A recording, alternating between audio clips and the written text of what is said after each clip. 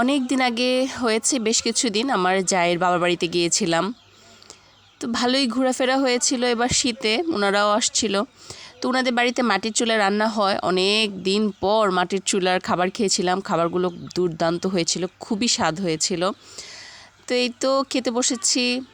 মাঝখান দিয়ে আবার একটু ঘুরতে বের হয়েছিলাম, তখন আমার ছেলে গরু দেখে পাগল হয়ে গেছে। পরেও গরুকে একটু ঘাস খাইয়েছে।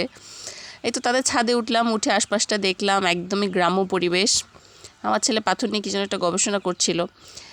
এই তো আমার ছেলেকে নৌকা দেখাচ্ছিল। এখানে পুকুরে নৌকা ছিল, পুকুরটাও বিশাল বড় ছিল। এটা আসলে পুকুর না, দিঘি।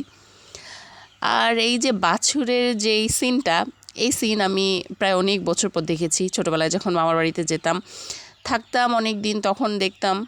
কিন্তু এখন যাওয়াও হয় না, থাকাও হয় না, দেখাও হয় না। তো সেই দিনটা খুব ভালোই কেটেছিল। এই তো আজকে পর্যন্তই, টাটা।